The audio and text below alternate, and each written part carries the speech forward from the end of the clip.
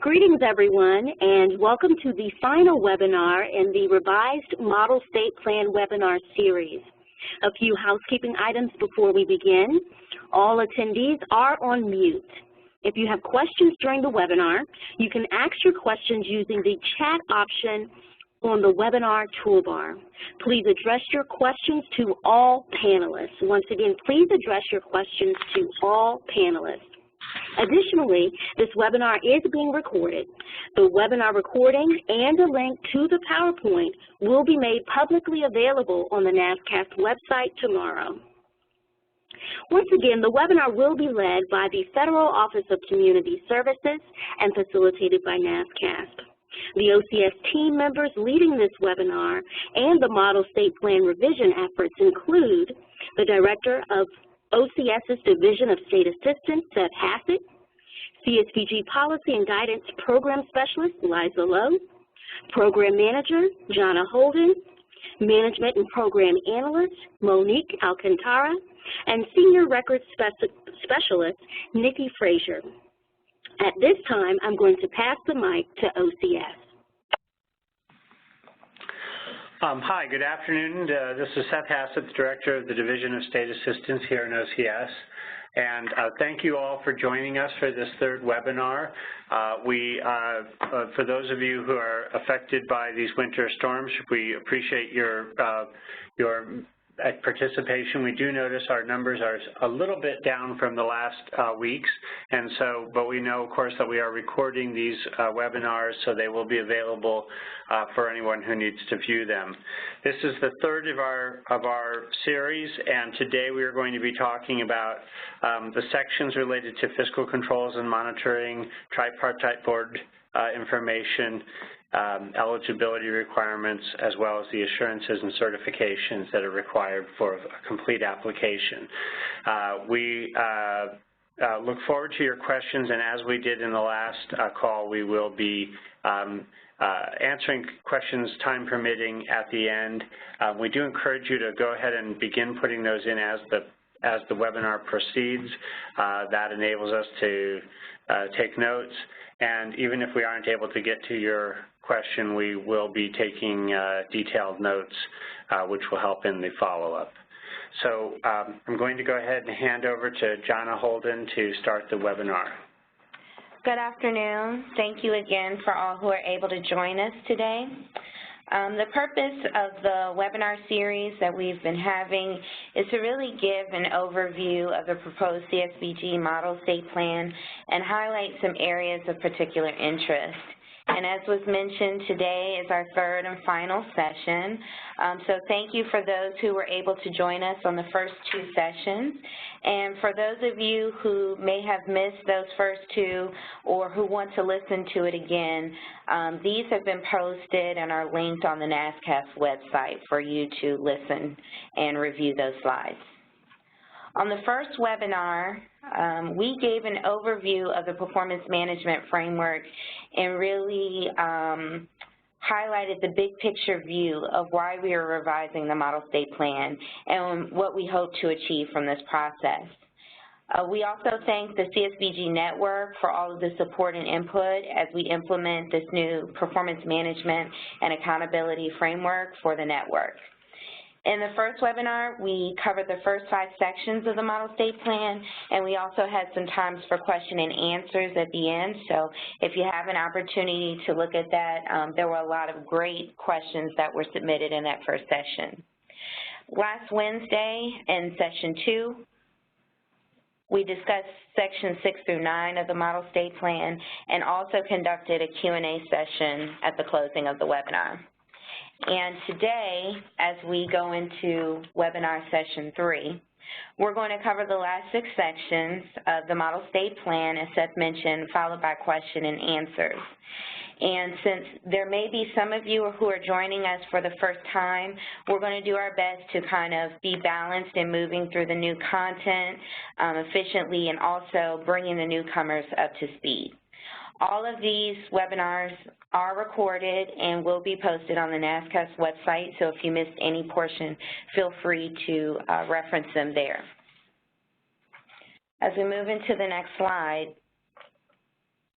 Before we launch into our full discussion today of the content of each of these sections, we want to really take this time to remind you that we're currently in the public comment process for the Model State Plan.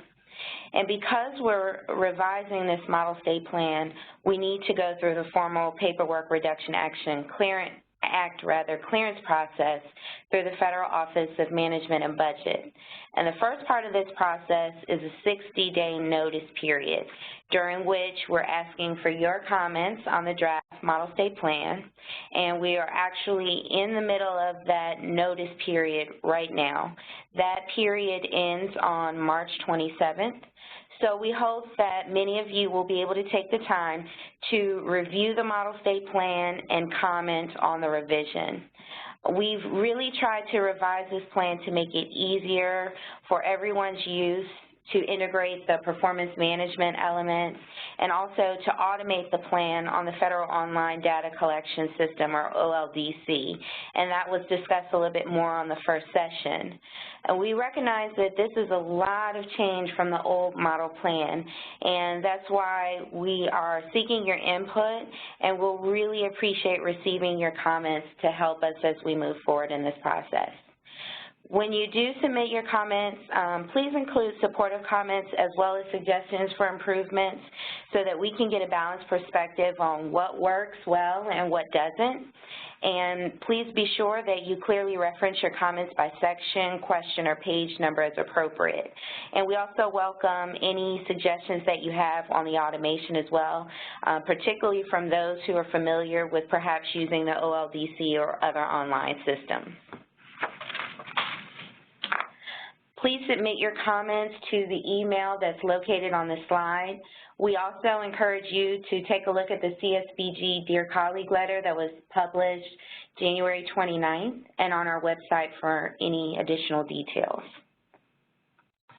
So as we move into the webinar, again, as in the first two sessions, we encourage you to have a copy of your Model State Plan as well as your accountability measures handy as we go through the slides together.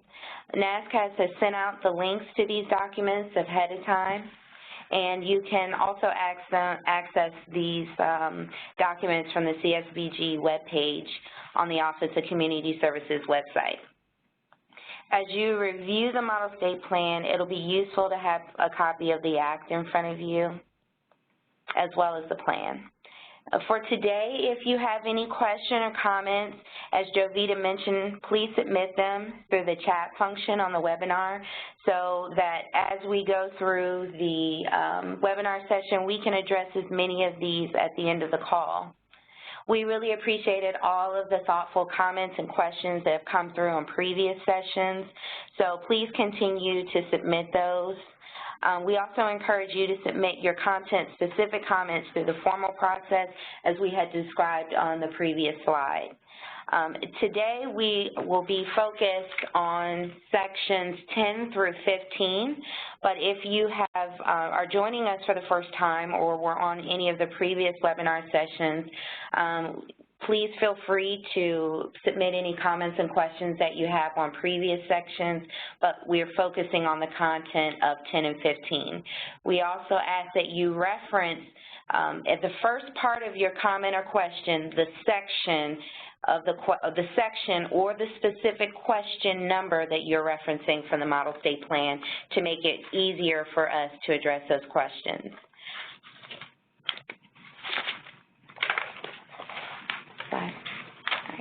So I will now at this time turn it over to Liza Lowe, who will take us into the content review of the last sections of the Model State Plan.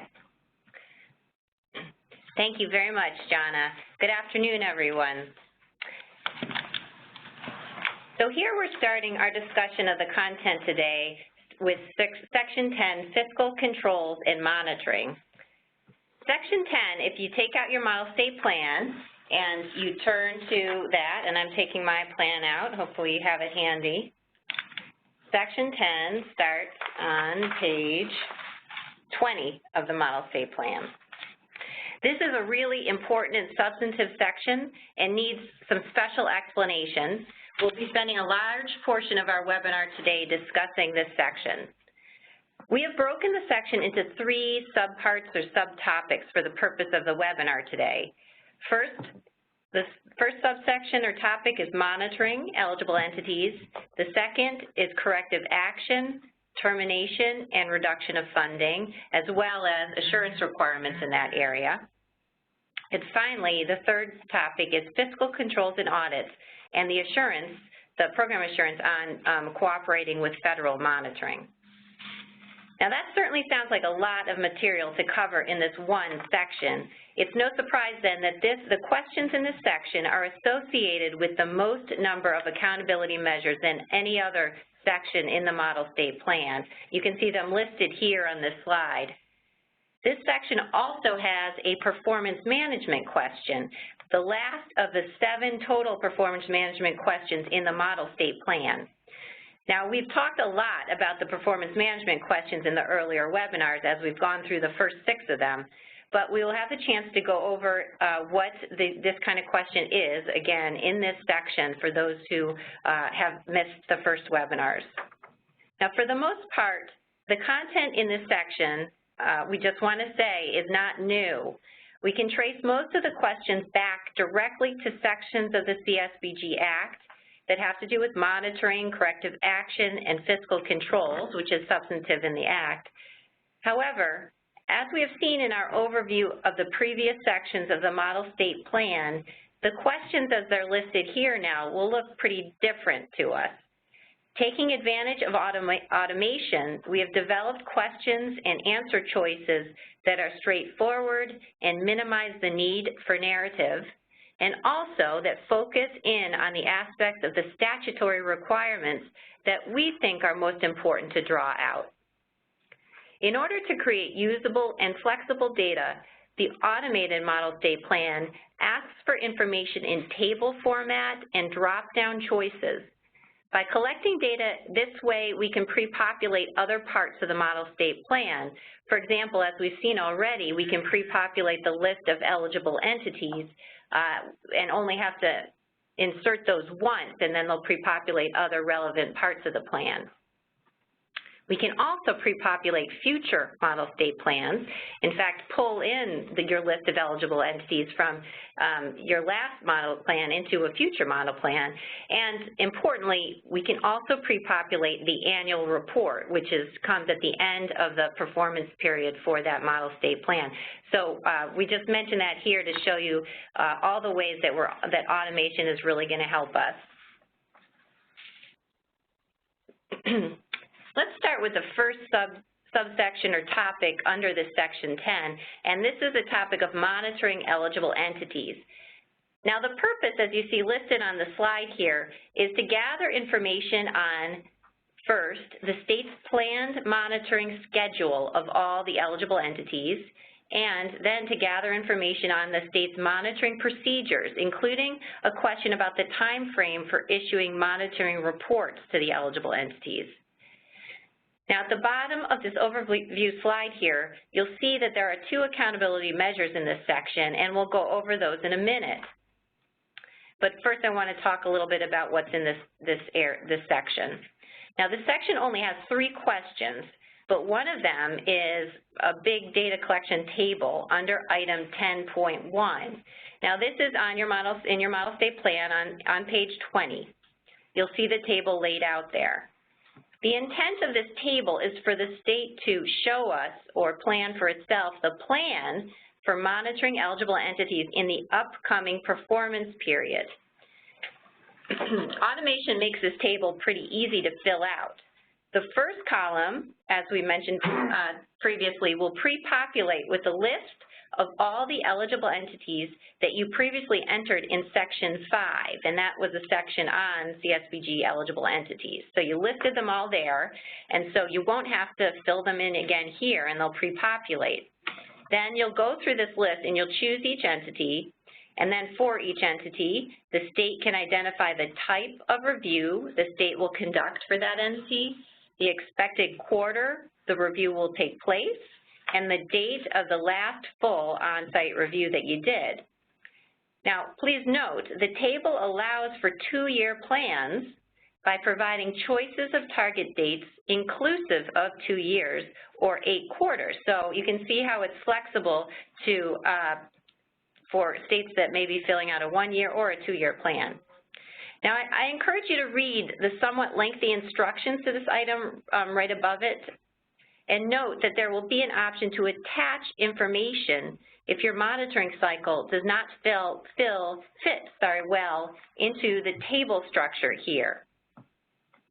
You know, and as an aside, remember, if you do see room for improvement in this table or any other part of the model state plan, please send in your comments through the formal comment process, because we want to know how we can make this better. For those of you on the earlier webinars, this monitoring plan will remind you of earlier model state plan items that offered similar tables for you to describe plans for activities such as training and technical assistance. You may remember that under Section 8. Or the use of remainder discretionary funds. You may recall a long discussion about that plan under Section 7. Like those other plans, this monitoring plan will pre-populate the annual report at the end of the performance period. The state will then complete the annual report with information about the actual monitoring schedule. And then you will have it laid out in front of you. You will have your planned monitoring schedule and your actual monitoring schedule, and it will be easy to compare the performance that was planned against the actual performance. Now, why do we want to compare the plan against the actual performance? The purpose is for you all to fully engage in the performance management cycle of analyzing performance and making appropriate changes going forward, and then repeating this cycle. The state plan and annual report then becomes twin tools for continual improvement of your CSBG efforts. As we said when discussing earlier planning items, such as training and technical assistance, or another plan was, you may recall, was the communication plan, we would not expect planned and actual performance to match up perfectly all the time. We all know, for any number of reasons, we may need to adjust our plans as we implement. Again, if planned and actual performance do not align by the time you get to your annual report, all you need to do is explain the reason for any adjustment. And more importantly, we all would like us to see that we take what we learned and why we needed to make that adjustment and using that in our next cycle of planning. Now, a quick note on the annual report. As you can tell, we're talking about a model state plan here, and now we're talking a lot about using the annual report in the performance management cycle. We will need a revised annual report in order to make this work. And we plan to begin drafting the new annual report soon, along with the network, and we'll share a draft with everyone in a process similar to how we're seeking your input on the model state plan. And rest assured, we expect to create tools, resources, and support in all aspects of implementing these new performance management tools. Now, before we leave this section, or this slide, I should say, I want to draw your attention to item 1.2, which asks states to attach or provide the link to state monitoring policies and procedures. We'd expect all states to have monitoring and oversight policies, but all we are asking in this question is for you to for the state to reference them here in some way.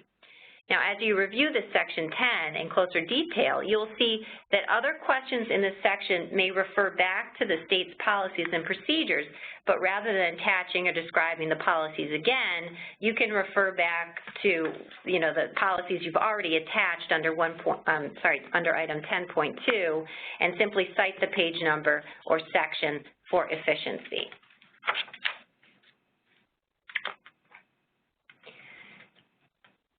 Now let's take a look at the 2 state accountability measures that are associated with this subsection of the model state plan. This is a good time to take out your copy of the accountability measures document if you have it handy.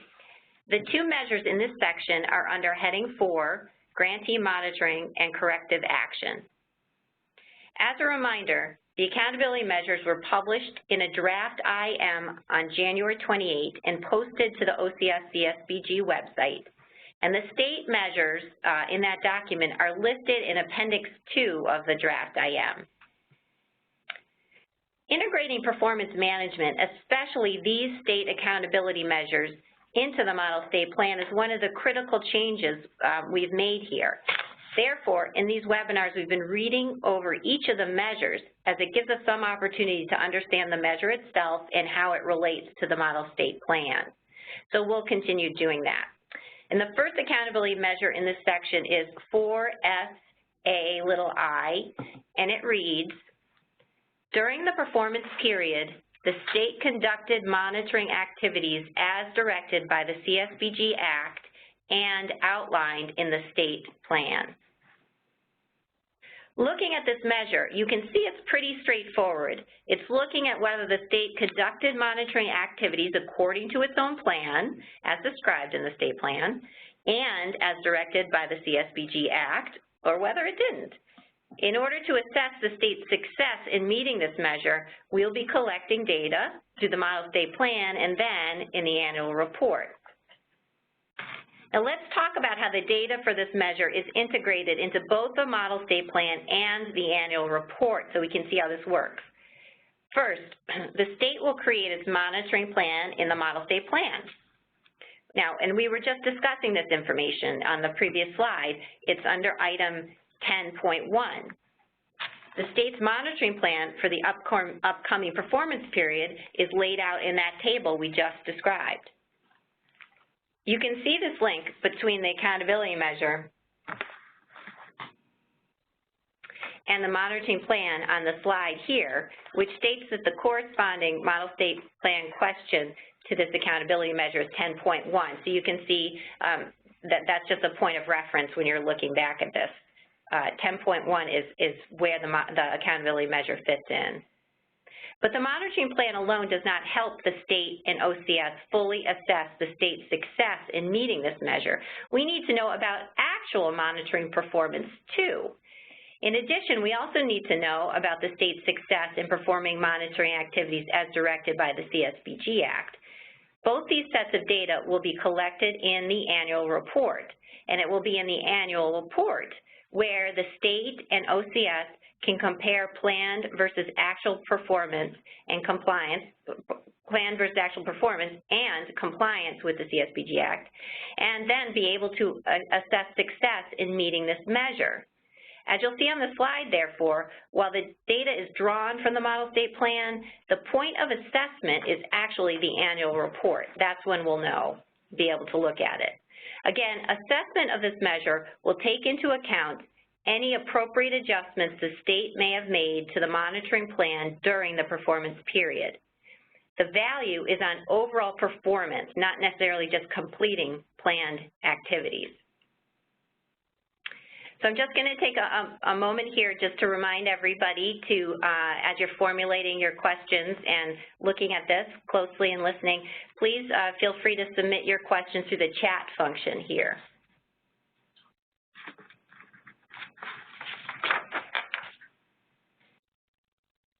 Okay, moving on to the next accountability measure in this subsection. The second accountability measure is 4SAii. It's also under the heading of Grantee Monitoring and Corrective Action. And let's read this together. During the performance period, the state disseminated monitoring reports to local entities within 60 calendar days. Now, how would we assess the success of the state meeting this measure? Well, we would have to wait until the end of the performance period to find out how successful the state was in getting out its monitoring reports. The point at which we could assess the success would be at the end of the performance period in the annual report. In the annual report, then, the state will answer specific questions about the number of days it took in disseminating the reports, and we would be able to determine if we met the 60-day goal. Now, in contrast to the previous question, which involved collecting planned performance data to compare against actual performance data in the previous measure, this measure doesn't really need planned performance information in the model state plan. However, you will see that the slide indicates there is a question in the model state plan that corresponds to or is associated with this measure, and that's question 10.3. So reading 10.3, which is also on page 20, It reads, according to state procedures, by how many calendar days must the state disseminate initial monitoring reports to local entities? As you can see, this question is about policy and procedures for disseminating monitoring reports. The purpose of this question is to find out if the state has procedures in place that will actually allow it to meet the accountability measure of 60 days. If the state or OCS has any concerns, then they might try to address it at the outset of the performance period so that the state will be successful in meeting this measure.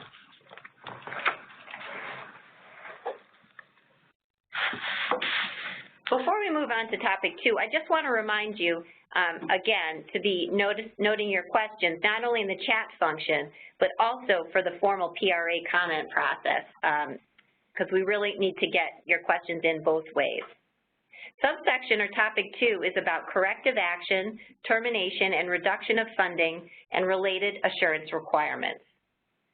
On the summary slide here, you can see that the purpose of this subsection is to gather information on state procedures for addressing eligible entity deficiencies and documenting closure of findings. It's also to gather data on any serious deficiencies by eligible entities. Also, to assure the state will carry out the program assurance under Section 676B8 of the CSBG Act.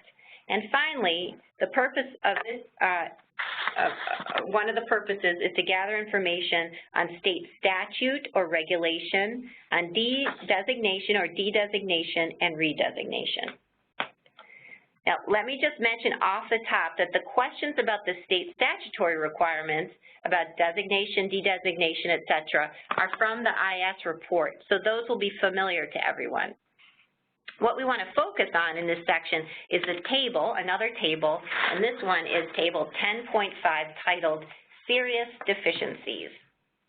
We are very aware of what a sensitive topic this is, so we want to go through this carefully and try to address your concerns.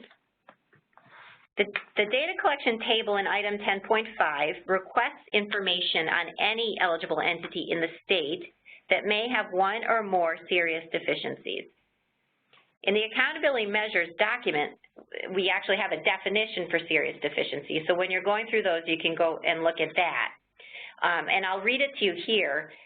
The way we've defined it under the accountability measure is, quote, a finding that the eligible entity is not in compliance with federal or state laws or eligible entity bylaws, or that the eligible entity has committed fraud, is in financial difficulty, or is not able to provide services, end quote.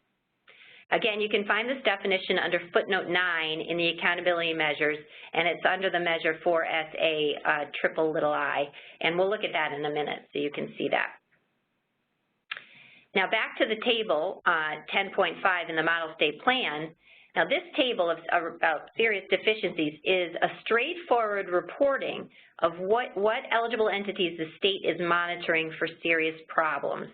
For any such entity, the table asks the state to describe the issue or issues, note if the eligible entity is on a quality improvement plan, indicate if the issues for which it's on the QIP are related to organizational standards, and finally, provide an expected resolution date. Okay, so I've just read across the top of the table there. Please read the instructions above this table carefully. Most critically, please note that this table will not be publicly accessible, so we want to emphasize that. We know this is very sensitive information about what entities may be having trouble or issues. In the first webinar, we had several questions about how the model state plan, because it's automated, how it could be shared with stakeholders in the state during the development phase of the state plan. And we discussed several ways to handle this, and we'll provide more guidance as we go on, but we did emphasize that the state will have an option to print out a PDF or a hard copy of the plan from the OLDC system. However, we are working hard to build in options in the system that will exclude this table from any such copy so that the state can easily share the draft of the whole plan without sharing this sensitive information about QIPs and deficiencies, et cetera. So we want to emphasize this point here. We need this information, but we will help work with you to find a way that you can use the model state plan without sharing this information specifically.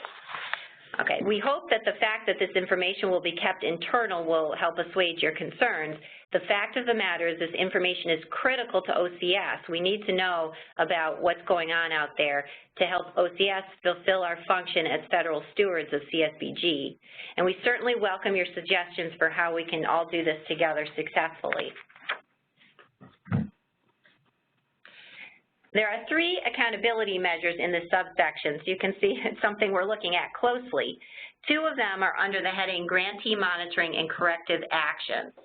The first measure is 4SC, and it reads, during the performance period, for a percent of eligible entities, the percent of eligible entities resolved identified deficiencies within the schedule agreed upon by the state and eligible entity outlined in the Quality Improvement Plan. So this measure is looking at whether the eligible entities with deficiencies are resolving their issues within the QIP described time frame. Now, the table we were just discussing under item 10.5 will provide the basic information about planned resolution dates of the QIP's quality improvement plans. Then, in the annual report, the state will be able to include actual performance information on whether the QIP timeframes were met. And the point of the assessment for this measure, therefore, as you see on the slide, will be the annual report. Keeping track of eligible entities with serious deficiencies is one of the most critical responsibilities for all levels of the CSBG network. Because of this, you will see in the draft accountability measures document under 4SC that this measure may be one we collect data on more frequently than only in the model state plan and the annual report. We believe obtaining this data more frequently will allow us all to fulfill our state and federal roles as monitors better. As a side note, I know we've had some questions about the term QIP. As we mentioned on earlier webinars, the QIP term is taken from the CSBG Act, Section 678C on corrective action, termination, and reduction in funding, and we aren't proposing any different kind of definition here. The next accountability measure is closely related to the measure we just discussed, but this one has a focus on the subset of QIPs that are associated with organizational standards. You may recall from the second webinar that we have a whole section in the Model State Plan devoted to organizational standards, Section 6. We also have 3 accountability measures on standards that are scattered around the Model State Plan, and one of them is here.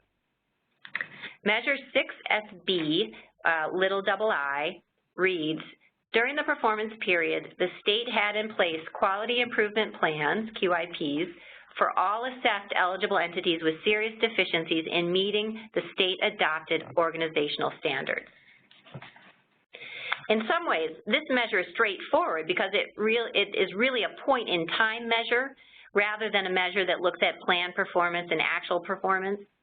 The content in the Model State Plan that corresponds with this accountability measure is the chart under 10.5 once again.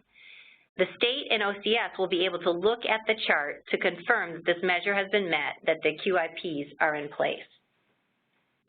While the draft annual report has not been completed, information for this measure, perhaps it'll be a table similar to 10.5, will likely be collected again so that in the annual report, so the state can make sure it is still on track with addressing serious deficiencies related to organizational standards.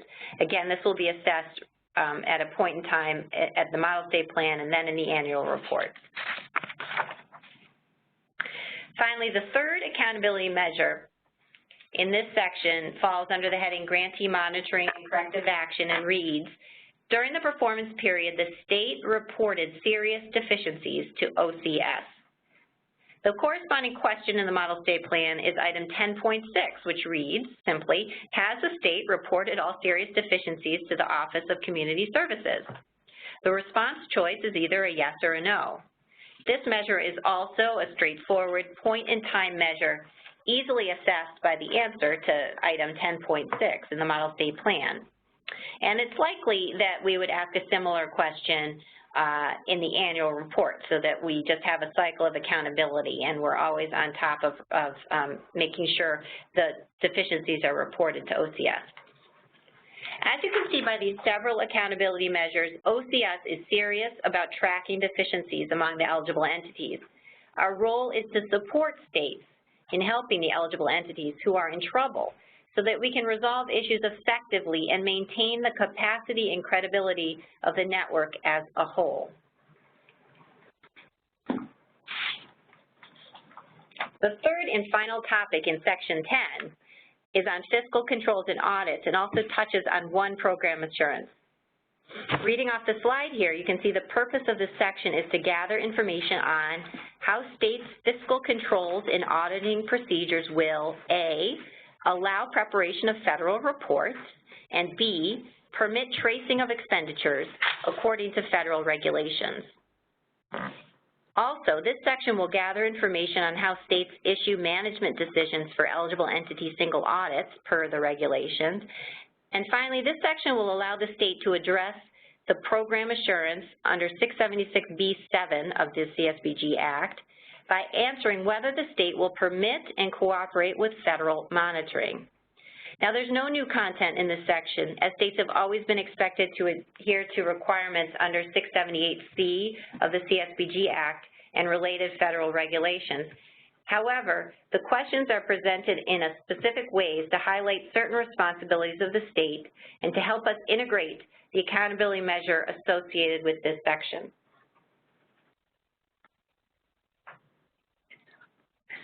Oh, okay, we're just realizing that the Model State Plan, well, I see 10.6 here. Because I renumbered them. Okay, we really are going to appreciate your comments on this. We have been working really hard on this document, but it's just been brought to our attention that maybe there's a numbering issue under this, so we can try to figure that out as we go. But maybe we'll address it at the end, but maybe 10.6 is missing the number. Is that what I'm hearing? Okay. Well, it says 10.7. It says 10.7, so my apologies. Okay. I might be working off a different draft. Okay. Great.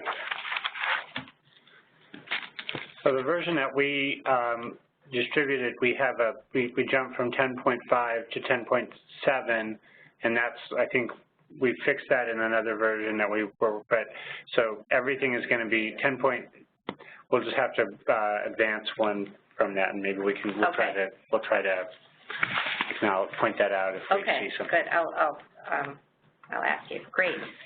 All right, we're still in Section 10. It's a long one. It's a complicated one, so we'll try to persevere here. All right, we're on slide 17. The one accountability measure associated with this last section under Section 10 falls under the heading Grantee Monitoring and Corrective Action. And we need to read this one carefully. And it reads, during the performance period, the percent of eligible entities single audits that require a management decision for which the state issued a management decision within 6 months of acceptance of the audit report by the Federal Audit Clearinghouse. This measures the timeliness with which states issue management decisions on audits that require such decisions. The language in this measure is based in part on the federal regulations, Part 2 CFR 200.521. This measure is important because we believe tracking state progress of reviewing and addressing audit decisions is also a critical oversight responsibility for us, OCS, and states. This accountability measure has to be assessed at the end of the performance period in the annual report. However, we do have a corresponding question in the Model State Plan, which is designed to identify any concerns about meeting this measure up front. This Model State Plan question is on the slide 10.12, but I think it's probably 10.13. So we'll have to look at that. We'll republish the slide. This question reads, quote, describe state procedures for issuing management decisions for eligible entities single audits as required by federal regulations.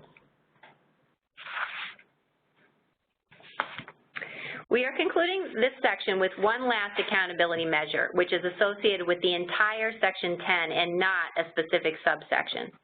This measure happens to be a performance management question, and the seventh and last such question in the model state plan. So we'll spend a few minutes on this. Those of you who may have missed the first two webinars, the 7 accountability measures associated with performance management questions in the model state plan are measuring whether the state gathered feedback in a performance area and then use that information to improve performance in the next go-round and as appropriate. So let's look at the accountability measure 4SB. This measure is under the heading of Grantee Monitoring and Corrective Action, and it reads, during the performance period, using data from a nationally administered survey of eligible entities and feedback from OCS and other sources, the state adjusted its plan in the next state plan submission as appropriate to improve its monitoring activities.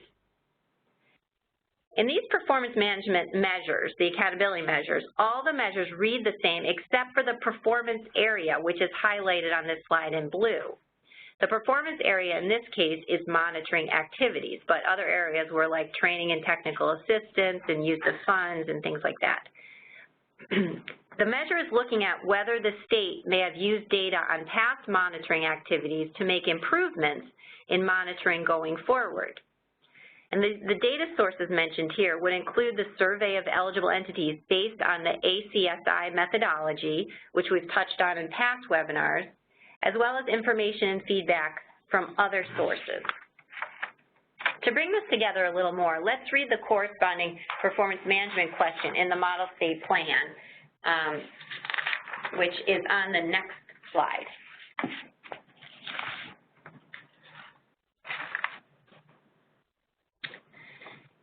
This performance management adjustment question reads, how has the state adjusted monitoring procedures under this state plan as compared to past plans? Any adjustment should be based on the state's analysis of past performance in these areas and should consider feedback from eligible entities, OCS, and other sources. If the state is not making any adjustments, please explain. The idea is that there is a performance management loop here. The state gets feedback and analyzes data about monitoring procedures and identifies how or if they might improve performance. Then, the state adjusts their plans accordingly in the next planning cycle. These performance management adjustment questions within the model state plan are also all worded identically except for the performance area, which in this case is monitoring procedures highlighted in blue. Since the state needs data in order to identify ways to adjust their plans or to improve their plan, the state will not need to answer these performance management questions the first time they complete the revised model state plan, and you see that statement at the bottom of the slide here. But each time following, these questions will enable the state to demonstrate that they are using data continuously to adjust for improved performance. Now, you will note this question comes at the end of the full Section 10. The performance area covered by this measure, called monitoring procedures, this performance area is meant to encompass all aspects of fiscal controls and monitoring broadly, so the state could focus on improving any areas of monitoring eligible entities, fiscal controls, and or corrective action. It's meant to encompass all of this, and you can comment and make improvements in any of those areas. Now, one last comment on this topic. This performance management loop is an important component to the revised model state plan. So we hope you will take a good look at this and consider carefully any comments you're able to submit to us through the formal PRA process.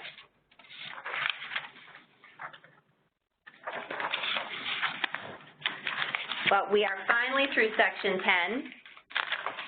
So thank you for bearing with us. We should go through the rest of this more quickly. We are now turning to Section 11, and this is the Eligible Entity Tripartite Board. The subject of the Tripartite Board is important enough to CSBG to warrant its very own section. The purpose of this section is to gather information on, first of all, how states verify eligible entity tripartite board requirements and how often the eligible entities provide board updates to the state. and to gather information on the assurance under 676B10 of the CSBG Act that requires eligible entities to have procedures by which individuals and/or organizations, and it's much more detailed than the assurance, but procedures by which they can petition the eligible entity for adequate representation on the tripartite board. Again, there's nothing new here that hasn't always been required under the CSBG Act. However, we're asking specific questions to hone in on critical oversight areas. And there are no accountability measures in this section, so we can go through that quickly and move on to Section 12. This section is on individual and community eligibility requirements. This section gathers information on, first of all, individual income eligibility threshold and eligibility policy. The CSBG Act requirement is 125% of the HHS poverty level for individual income eligibility. However, some states may have more strict thresholds, or the thresholds, we suppose, may vary among the eligible entities. This section asks the state to attach or describe state-level policy in this area if there is any. In addition, this section gathers information on the income verification process for general and/or short-term services. These are services where individual-level verification may not be practical or possible, for example, in time of emergency or for very short-term hunger assistance programs, for example. Finally, this section asks about eligibility policy for community-targeted services. For example, for services that provide a community-wide benefit and/or are not benefiting just one individual or family. Again, individual-level income verification may not be practical or possible. It's critical that we are vigilant about ensuring our services are reaching low-income individuals and communities. Therefore, we've added this whole new section to provide better awareness and oversight about eligibility. Please look at this section carefully and provide your comments. While we haven't separately defined terms in this section, such as short-term services or community-targeted services in the questions themselves, we tried to distinguish between the scenarios for which we would expect full and careful income eligibility verification and those scenarios where this would not be possible. In these latter scenarios, however, for general short-term services or for community-targeted services, we would like to see careful consideration for policies that would ensure appropriate low-income populations are targeted. And finishing up on this slide, we note there's no accountability measures in this section either.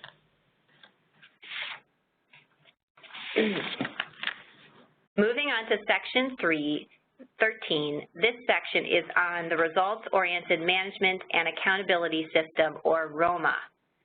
This section really just expands on the ROMA assurance that's listed under 676B12 of the CSBG Act.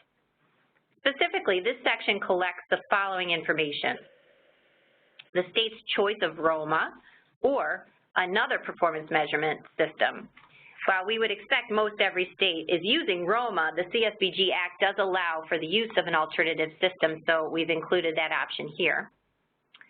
This section also collects information on the state's use of the NPIs, or National Performance Indicators, which are the NPIs are currently collected through the IS report, or information on the state's use of an alternative set of outcome measures, again, as that alternative set is allowed under the Act.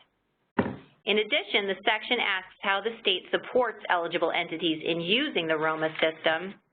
And finally, the section asks how the state validates that the eligible entities are using data to improve service delivery. Now, the first two bullets are simply addressing the requirements under the assurance, so they're straightforward, straight out of the assurance.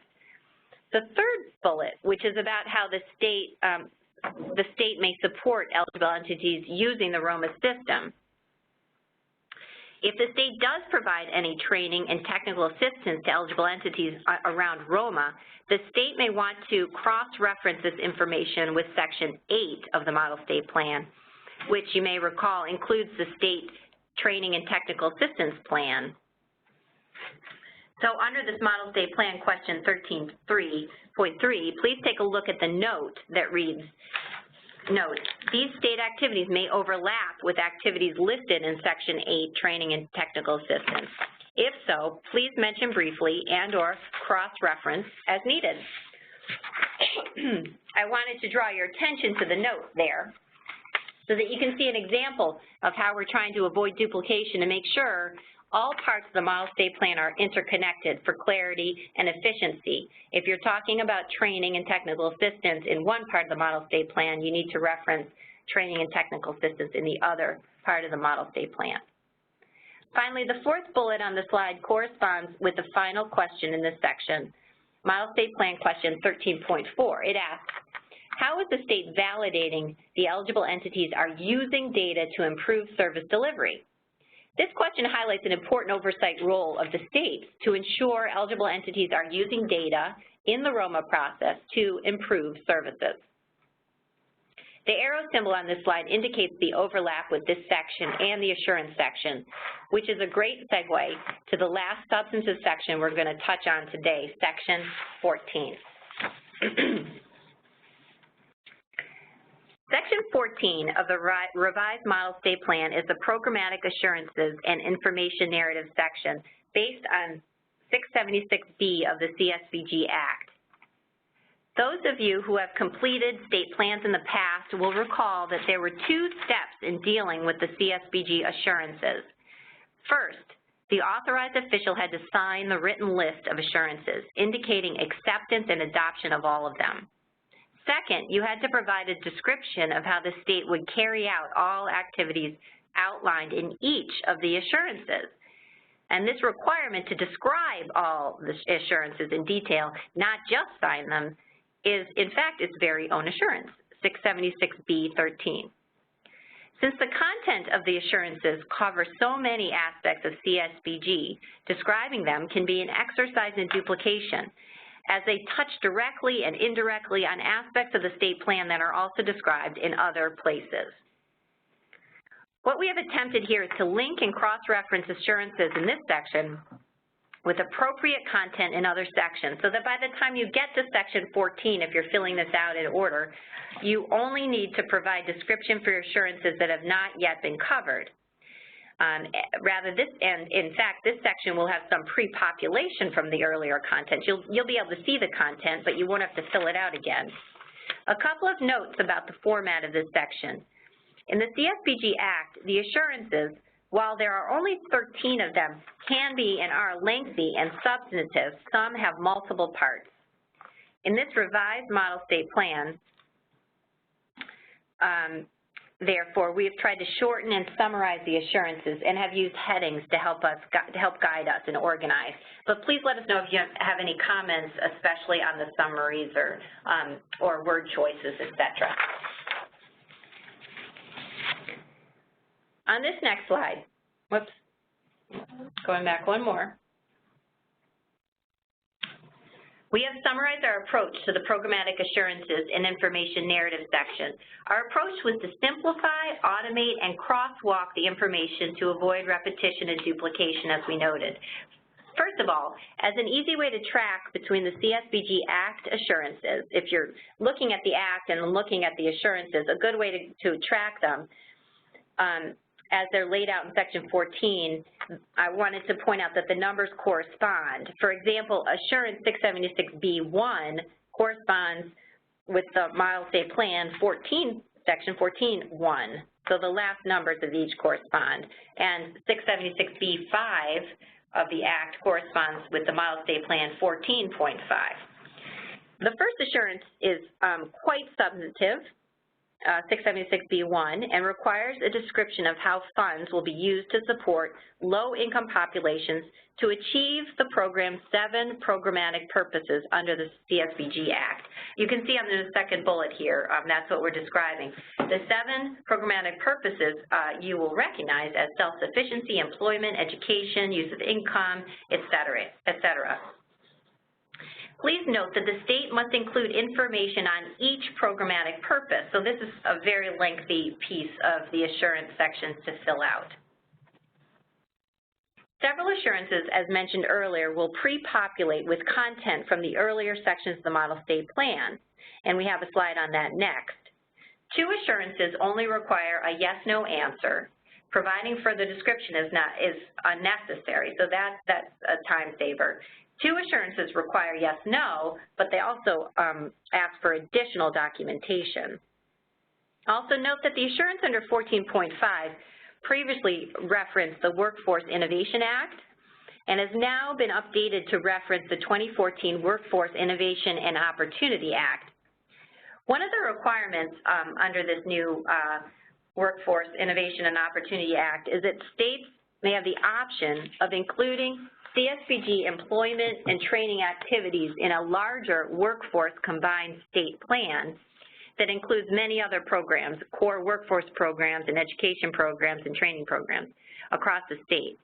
Now, right now, we don't know exactly what it would look like for a state to include CSBG training and education, employment and training activities in a larger WIOA combined state plan, but we've included a few questions here, sort of almost as placeholders, about the state's intentions under the new law, and we will have more information on WIOA as we go forward. The next slide is the crosswalk slide between the assurances and content from the other parts of the Model State Plan. The assurance in Section 14, the assurances in Section 14 of the Model State Plan will cross-reference the content from other appropriate sections of the Model State Plan. For example, you will not need to describe the assurance activities under Item 14.2 in the assurances section, and this is for Assurance 676B2, use of discretionary funds.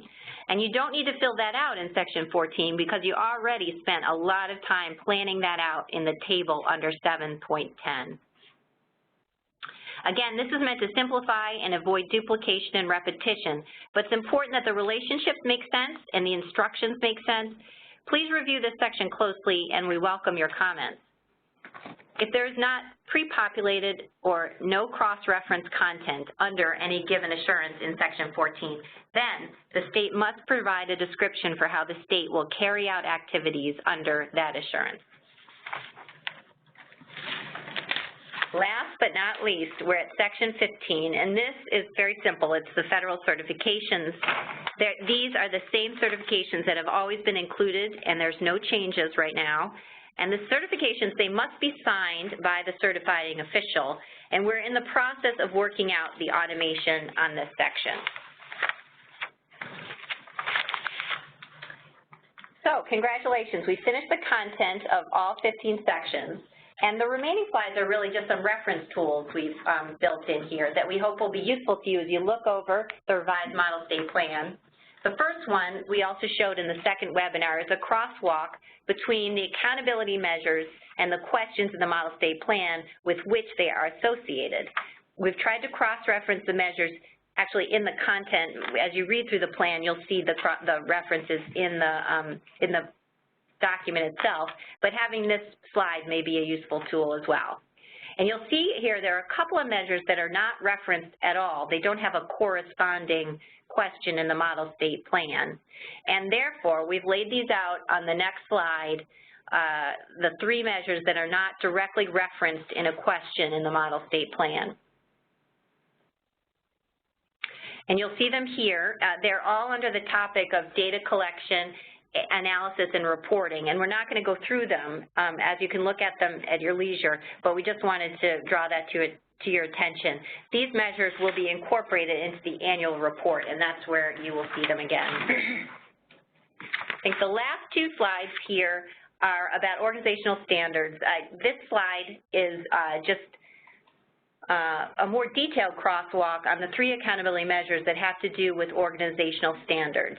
Again, the section in the Model State Plan on organizational standards is Section 6, and as you all know, organizational standards is a critical part of the accountability and performance management framework that we have all worked hard to put in place. And this last slide here is just a reminder of the same overview slide that we went over when we discussed Section 6, Organizational Standards, back in the second webinar. These are the standards described in IM 138, which OCS published on January 26th, last month. Please consult that IM 138 if you have questions about anything about the organizational standards. That's the place to start, and we hope you're looking at that document carefully as well. Now that concludes the content of the webinar. Thank you for bearing with us. And now Seth and the CSBG team here are looking at your questions, and I'll turn it over to them, and we'll start discussing your questions. Thank you very much. We might just take 1 minute, and we'll be back online in 30 seconds.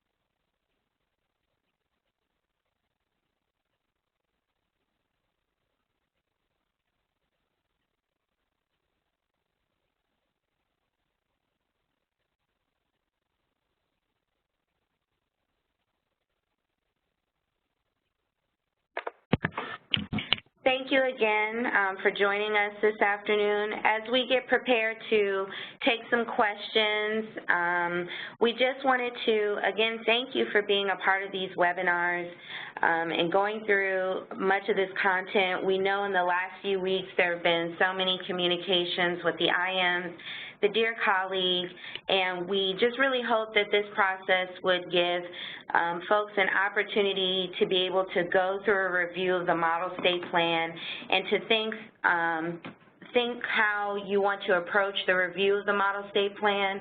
As Liza went over the last few slides, there were several tables that really showed how you can do a thoughtful review of the model state plan and where the performance management elements are incorporated. So we hope that these will be useful tools for you as you do a review. We also want to remind you that all three of these webinar sessions, as we mentioned, are posted on the NASCAS website for you to go back and review. We will be, as I mentioned, taking question and answers, and thank you so much for those who have sent questions so far. They're very thoughtful, and we appreciate the feedback. We may not be able to cover all of the questions in this session, but we hope to get through as many as possible. We also want to remind you that for those who have submitted questions through the chat tool, we also really need this feedback to be submitted through the formal process, which was mentioned at the beginning of this webinar, so that we can use that as we review and continue to go through the revision process of the model state plan.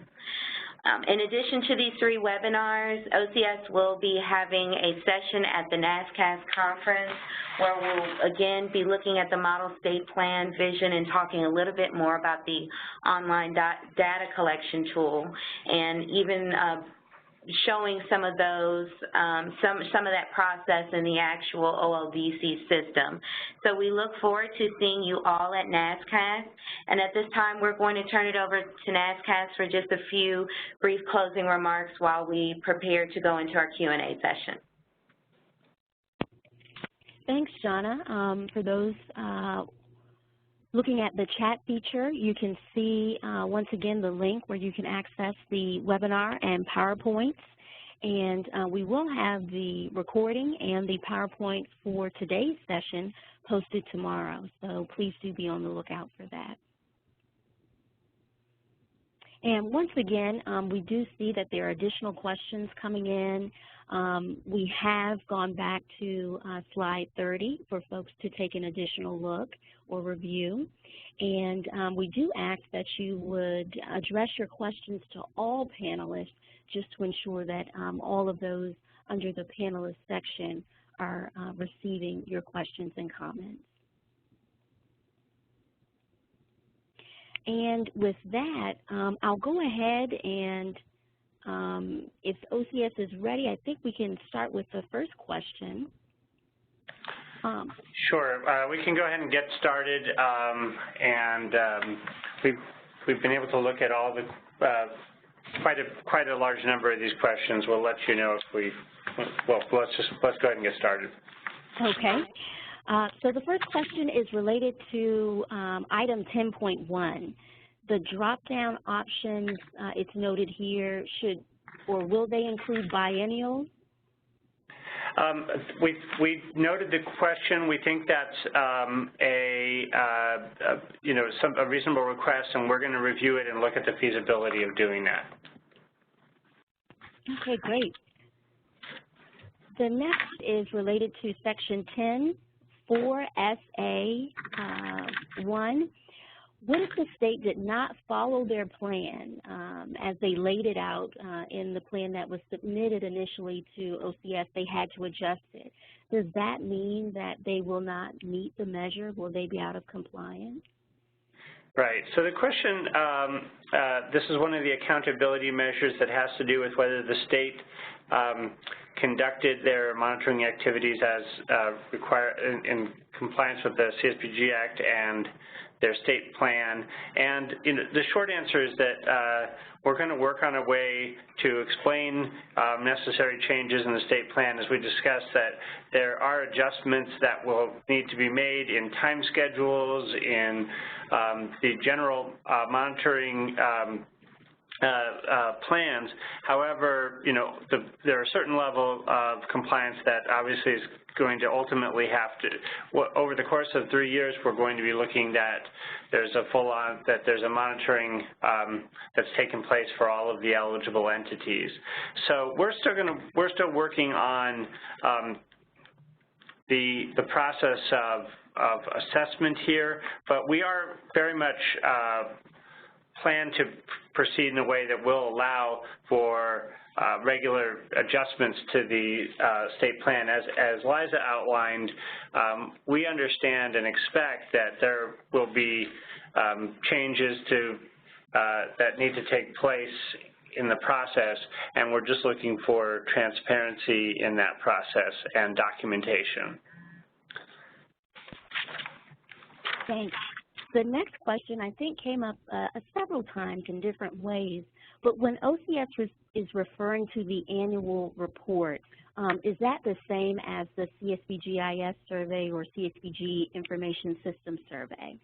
Right, and that's a great question, and as we've been discussing in this, I think in some of our prior webinars, and we will continue to talk through, is that the annual report is the term that's in the CSPG Act and is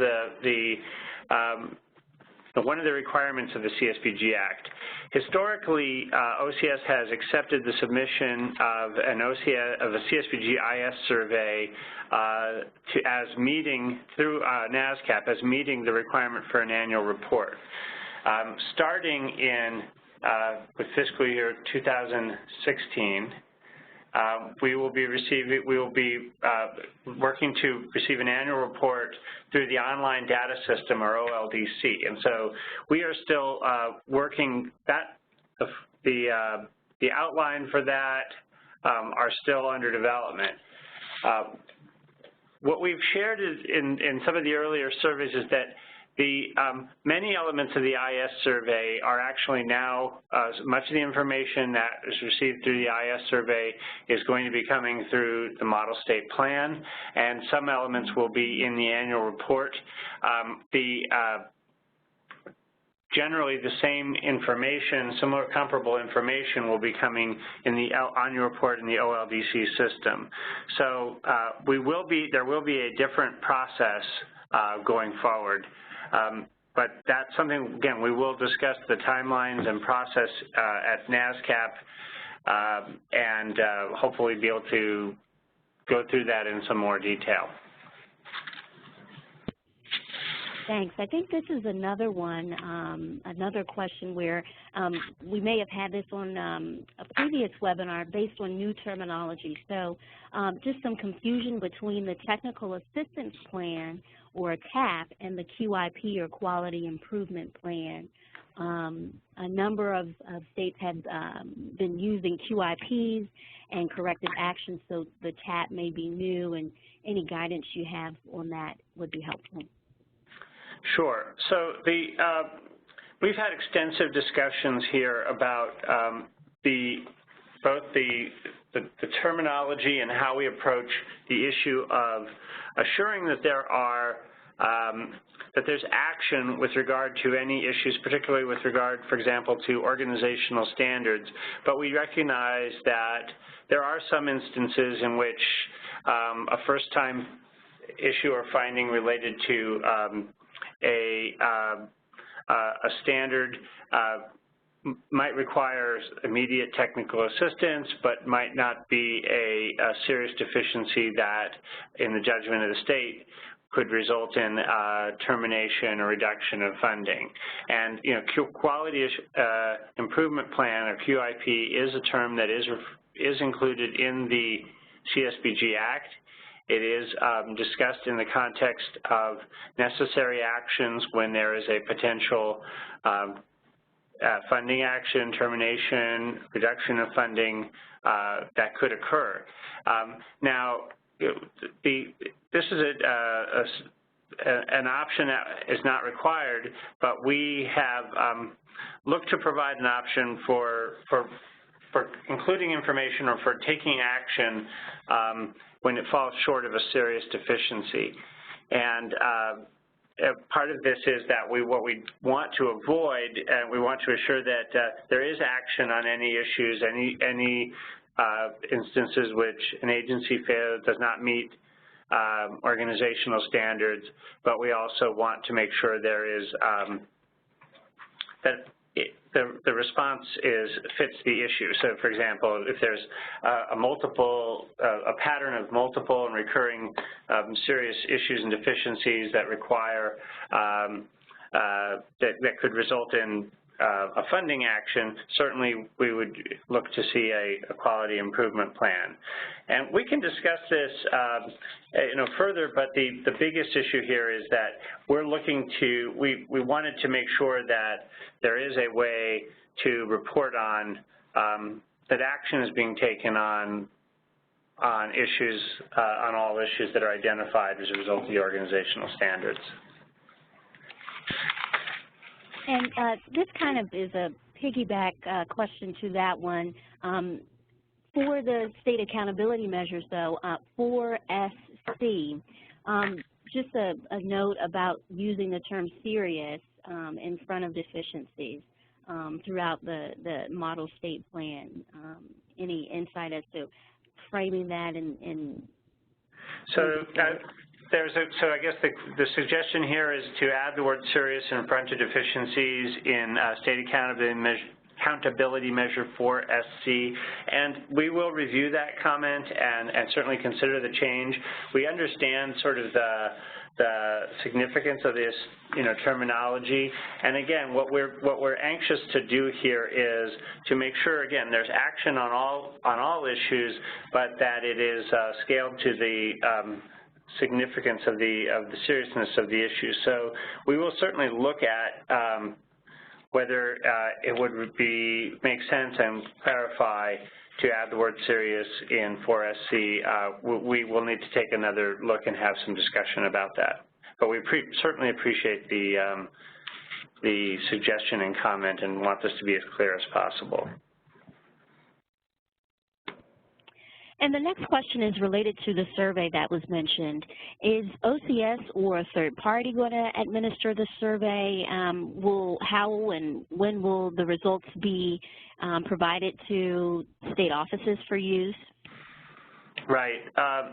So we are planning to work through an organization that administers what's called the American Customer Satisfaction Index, ACSI, for the state survey, as we have done with a prior survey on OCS services, and as we expect to do for a future survey on federal, our OCS services. Questions will be developed in partnership with a state working group. You'll hear more, those of you who are attending in NASCAP, you'll hear quite a bit more about, we have a session where we're going to be discussing the ACSI, how the methodology works, and how our process will work. And again, this is a widely used and very well-regarded survey mechanism that we are planning to work through. With regard to timeframes, we will we have not identified a final timeframe in which the survey will be distributed, but it is likely to be some point this summer. Thanks. The next question is related to other sources. In one of the sections it was mentioned other sources. Could you expand on what those sources might be? So I believe this was a question about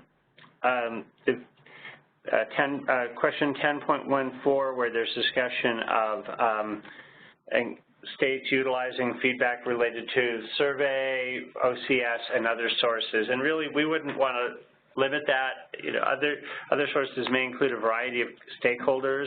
They might include other state government offices. They might include state community action associations. They might include a variety of organizations that represent perspectives of low-income populations, or a variety, again, employers, other stakeholders. We're seeking just that was sort of an inclusive term to indicate that, you know, there could be feedback from a variety of sources, and we'd be interested in what had been received and how changes had been made if necessary. And our next question is related to timing and rollout between the model state plan and annual report. So if a state is doing a state plan for 2016 and 2017, for the model state plan question 10.14, would the state not answer that? And then the second part of the question is also, when would the state report in the annual report? Would it be in 2017 for the 2016 plan, or? So just to kind of, let me just go to the question, because it might help for people to hear what the what question is being referred to. So 10.14 had to do with, this is right before it on page 20, it says, if this is the first year filling out the automated state plan, please skip the following question. So the question is, if it's a 2-year plan, do they skip the question? And this is the question about how has the states adjusted monitoring procedures as compared to past plans, and the adjustments should be based on the state's analysis of past performance, should consider feedback from eligible entities, OCS, and other sources. So, you know, the instruction as it currently reads is that there would not, states would not be asked to answer that question, and in part that's because there would not have been, we would not have survey results, and we would not be in a position to, would expect anyone to be in a position to respond. So it's you know, looking to the future. So that's really the short answer there. In terms of the annual report, really the questions haven't been crafted yet, but we'll likely ask states to the extent that we discuss anything related to this question, we would ask people to report on the most recent year. I mean, we do face some challenges here because, you know, annual reports, there is not a 2-year annual report. We will be asking people to report on an annual basis and based on the recently completed program year. But we will work to make sure that the questions walk from one to another best way possible. Again, we don't expect that anybody will be answering the questions related to changes in procedure based on feedback because we're expecting that to be a future-looking question.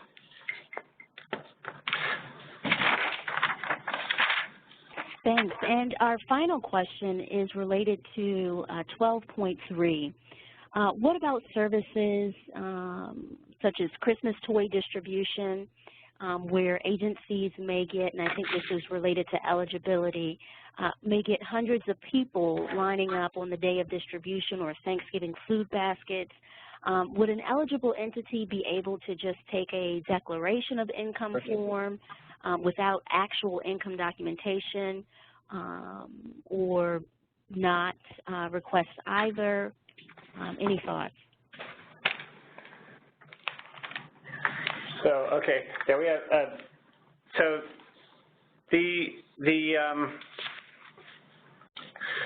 this question related to eligibility criteria is really asking the state to just outline what are its expectations related to eligibility determination.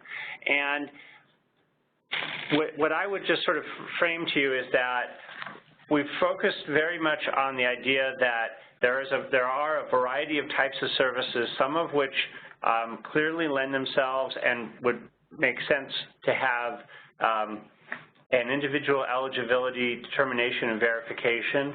And so to those I would frame things like, emergency rental assistance, things that have both either potentially a tangible cash value that are also individually determined and for which you may have, a number of people who would be seeking the service, and we want to make sure we're very conscious of the potential for any kind of, that we want to make sure that everyone who receives the service is clearly eligible. There are, with regard to, there are kind of both other ends of the spectrum that we have provided the states an opportunity to describe in terms of process and procedures. There are community-driven services that are, are not a one-to-one eligibility, would not be appropriate to a one-to-one eligibility. And then there are sort of short-term distribution of emergency food assistance, other sorts of assistance. And what we're really asking is for the state to outline what would be the kind of the acceptable procedures in these cases. The instance that you're describing with regard to Christmas toy distribution, people lining up for Thanksgiving food baskets, I think what would be important to do there is, first of all, we do think of emergency food assistance as something that is, again, of a more limited scale. However, the question of making sure that you have good documentation of who's receiving services, in some cases also depending on the nature of it, if the food baskets are donated, that's going to impact, again, what we're looking at is the use of the CSBG dollars for a tangible benefit and making sure that you have good procedures in those instances. So really, what we would really emphasize here is the state has great flexibility in spelling out the procedures. We're simply asking to share what are those procedures, and these questions have been deliberately crafted in a way that intends to make clear that there are a wide range of services, some of which, and that the eligibility criteria and determination processes are appropriate to the services that are identified. So we have, now we're going to get to the really interesting part, because if we, time permitting, we're going to be going through questions that none of us have looked at yet. Okay, so why don't we go ahead and next question if there's time. Okay.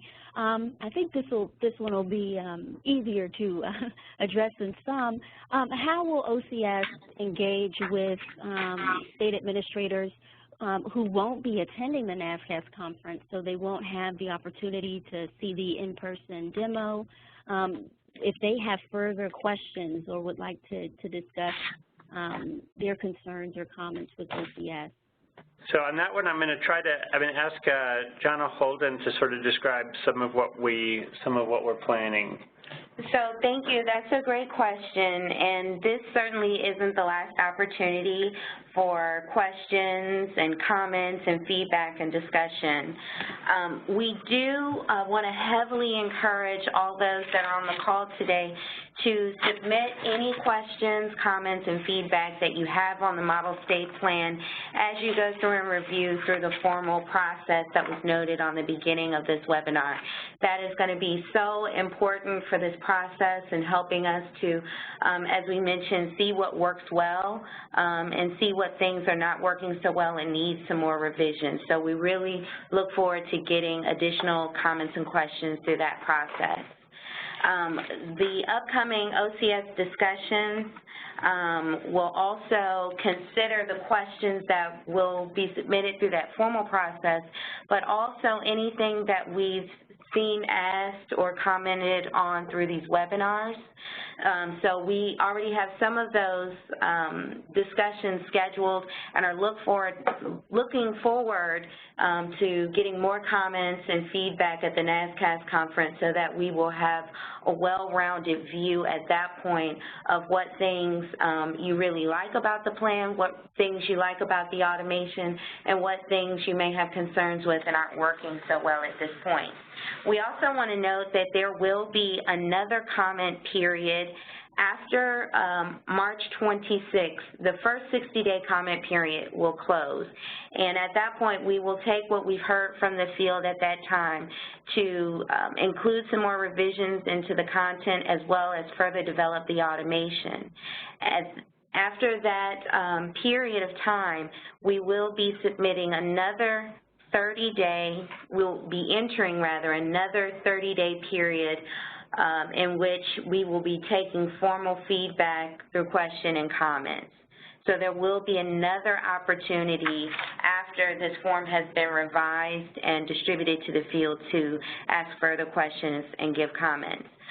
We may also consider if additional communications are needed. So if during that 30-day period, we may be looking at conducting another webinar to address any questions and comments we've seen thus far. We also, as we have throughout this process, have been engaging a state work group, which has included NASCAS, OCS, as well as a variety of engaged states. So we will be working with that state work group as well to look at some of the questions and comments we've seen. So again, as I mentioned, this is not the last opportunity, and we encourage you to use this formal feedback process, and also you can encourage your fellow colleagues and other state offices to submit their questions and comments as well. Thank you, Jana. So, and what I think we are actually nearing the time. So what I wanted to do perhaps at Jovita is I wanted to highlight a couple of, we have notes here from a couple of questions that came in, and just to kind of address, skip a couple and go to a couple that look like they're pretty important. So one of them had to do with just another question about the process for states that submitted 2-year plans.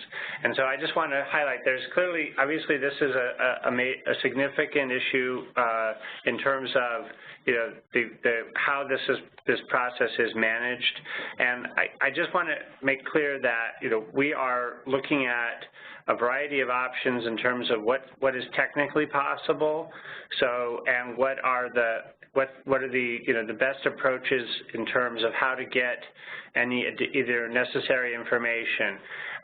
And, you know, hopefully we will be able to kind of give additional guidance here, but this is going to be the 1 year that we hope to put in place a new system.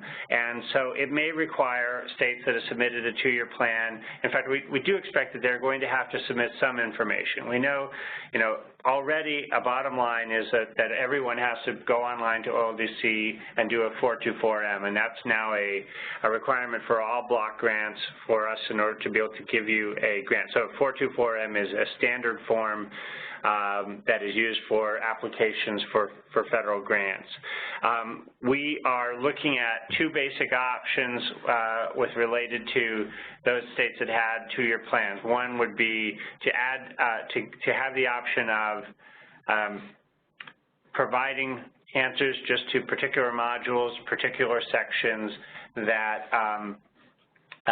that include information that would not have been in a prior state plan, and that is something we're looking to making sure is feasible and that we can do. The other would be, again, that as a one-time instance to work with states to get the information into the system for this first year and then move forward. So we recognize that this is a central point of concern, and of course it is a central point of challenge for us, but we are trying to put in place a new system and a new process that ultimately will work, we think, in a smoother way and pre-populate, but the first thing this step is to get the information into our OLDC system. The other question, and again, I'm going to just go ahead was when is it anticipated that a fillable draft model plan will be issued? It would be extremely helpful to states that have to get moving with legislative hearings and public comment processes, and thank you for these webinars. They've been very helpful. So, what we are, again, we are very aware of this interest in question, and we are, in the spirit of full transparency, we're working on a couple of options to assist states in this. One is that we are exploring the potential of making a beta version available, and again, would be while we're in the process of OMB clearance. And at least to give a tool that would be more likely to be useful for the purposes of training or understanding how the site works. But the other is to look at a form or a tool that could be provided that would be in more of a document format. As we shared in an earlier webinar, there will be the potential to cut and paste information from a Word document into the online format. So putting, for some of the questions that we've outlined here, putting them into, essentially a fillable Word document might be an interim step to at least help people in, collecting and putting together the information that's going to be needed. So we will continue to work with you around how to make that available. We have also are working with working group and looking at some of the options in this area. And again, our intent is to provide tools to help. We do expect this is the first year, and it will be require a little bit of adjustment, but we do hope that after that things will smooth out. So I think that we're sort of out of time here. Let me just look one at Jovita. How are we on time? We're right at time. We can continue going if you'd like. I know we have questions still coming in, but we are right at time. Yeah, I mean, I think we want to be kind of close pretty much on time here. So why don't we take one more question, and then we'll work from there. And yeah, go ahead. Take it, whichever. Just because this one was brought up several times and has been brought to NASCAP's attention in the past, there's a concern on the part of state administrators about the listing of agencies with serious deficiencies in the state plan, right, and the possibility of that information becoming public and creating a greater barrier to their recovery from those deficiencies because of that. So any insider guidance, it's kind of just a reoccurring concern that's been brought up. But yeah, I think we fully recognize. So the question of, any agency that gets identified as having a serious deficiency that requires that is a serious, again, there's a reason we're trying to make some distinctions here and recognize that we face a competing balancing act here. One is that it's important that we have good information and that you have good information about the agencies with the most serious issues that may result in, in which the state is potentially pursuing a potential funding action. And the question that we had was, would this be subject to open records requests? And it already is. We we're all subject to a variety of types of open records requests, both in state government and in the federal government. And so we have to be sensitive and clear about that, but we also have to be clear that, and that is part of the distinction when we discuss having a technical assistance plan for an item that simply requires a correction. That's a more serious than the issue of a more serious QIP that could result in a funding action.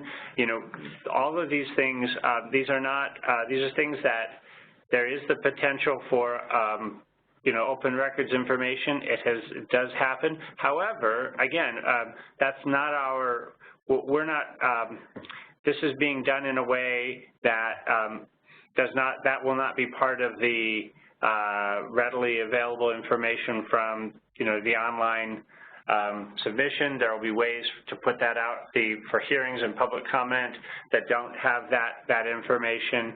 And so, we recognize the concern. We share the concern, but we also face a counter concern, which is that we all need to be working off really good and clear information about where the more serious issues are and what is being done to correct them. And that is what we're being called to do in improving our performance management system. So, we look forward to further discussion. We anticipate and anticipated that would be an area of, some concern, and it's the area we need to all handle, with the utmost care, integrity, and quality, but that is, that's the balancing act that we face. So having, we're looking forward to a further conversation in, we know we've raised the NASCAP conference a number of cases. We're looking forward to those that will be there. That's next week, and we have a lot of on the agenda around the ACSI survey that was mentioned, around discussions of the model state plan, around other changes that we're making with regard to OCS and to CSBG performance management systems. And as Jana indicated, we also are going to be working throughout the next few months to have good processes to incorporate comments and again, be as clear and transparent as possible in this process. So there have been some great questions today, and we have taken a lot of notes, and we will look forward to follow-up conversations. Okay, and also we will be posting questions and answers. And one last thing here, just to say, again, thank you for everyone who's participated in these 3 webinars, and thank you very, very much to NASCAP for your efforts in hosting this and working together with us in this process. Thank you. Thanks. Have a good afternoon.